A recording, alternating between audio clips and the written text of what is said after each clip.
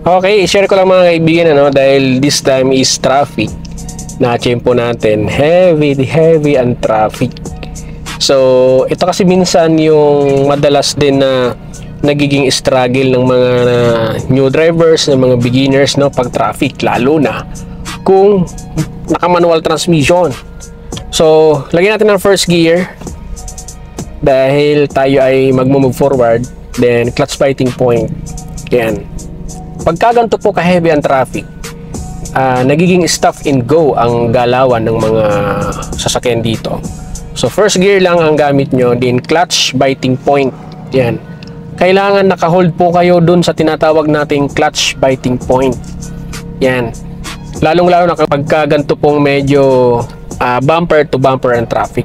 Pwede nyo bitawan yung clutch kung sa tingin nyo ay may space. Yan. Pero kung walang space, holding point kasi katulad nito, titigil natin. So clutch down, then brake. Yan.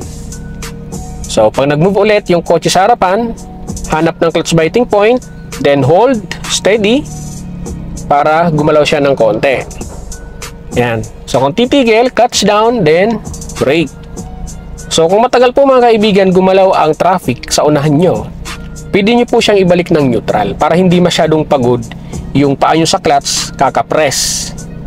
Alright, so moving forward ulit tayo. Hanap ng clutch biting point, taas ng konti, steady, then move forward. Yan.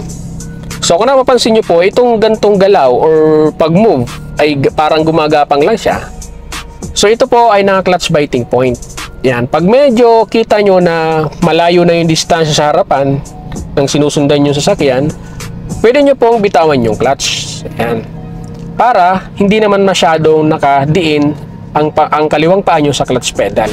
Kasi alam nyo po, pagka ganito nga pong traffic, medyo nakakangawit, nakakangalay sa kaliwang paa kapag laging naka-steady or naka-hold sa clutch biting point. Kasi minsan yung clutch pedal ay medyo, alam nyo na, matigas tapakan. So masakit nga po talaga sa paa. Ayan. So para sa mga nagtatanong regarding this tutorial, kung ano yung ginagawa sa mata traffic, anong gear ang gamit, gear 1 po. First gear, primera. Then clutch biting point lang para gumagapang po, or kaya pansinin niyo po yung ating galaw. Ganyan lang po kabagal. Kasi bumper to bumper ang traffic. Kaya ang gagawin natin dito, clutch biting point lang.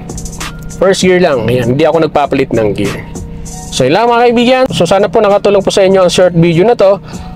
Lalong-lalo na po dun sa mga new drivers, sa mga beginners, sa mga nag-uumpisa pa lamang mag-aral, mag-drive.